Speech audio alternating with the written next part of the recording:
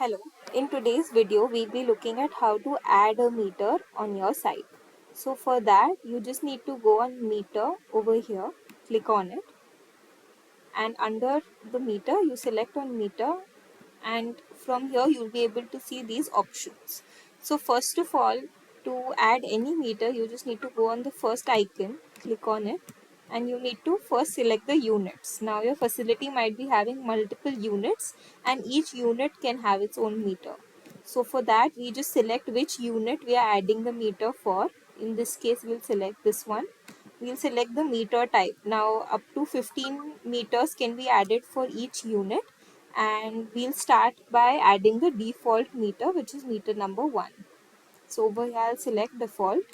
Then you have to add the meter number. Now this could be anything, and after this you have to select the reading start date, which can be by default the one you're selecting, or it can be this one.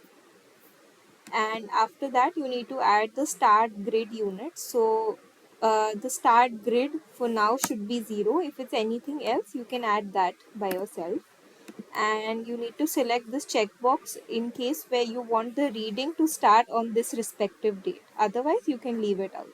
So for now we'll save it, and now you can see that the record is now added, and we can just go back, go to this drop down, select our unit, and now we'll be able to see that the new meter with this number got added. This is how you can manually add a meter. If you want to edit it, you can go on edit option over here, or uh, anything else. And if you want to add meters in bulk, you can just go on this import meter button, and in bulk is how you can add the meters by putting the information on an Excel sheet and uploading it on the system. So for that we have a template like this one. You can download that template, and in this template you need to add the unit number, which is the unit that you're adding the meter for, the reading start date, DG start date, grid start, AHU start, meter number is needed, and updated by etc. Your name and any other data. And in this case, if you have an online meter, you need to add the site code, the TPUID, and in meter type you will be writing whether it's your default meter, and if this is meter 2, 3, etc.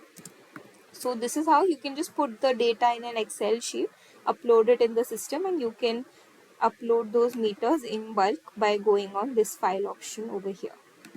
After this, if you want to change a meter, now if this is a meter that's already added, I want to change the meter in any case, then I just go manually to change the meter. I can make the changes over here, like the new meter number can be added, which is this, and then the default meter, everything else remains the same. And now you need to add the old meter end grid. So if the old meter went from 0 to 10 units, it stopped working after 10 units, then 10 will be my old meter end. Same for DG, if it's 15 we'll put that as 15, and now the new meter will pick it up from these units. So we'll just put those units as it is, and the new meter will start adding the count from here.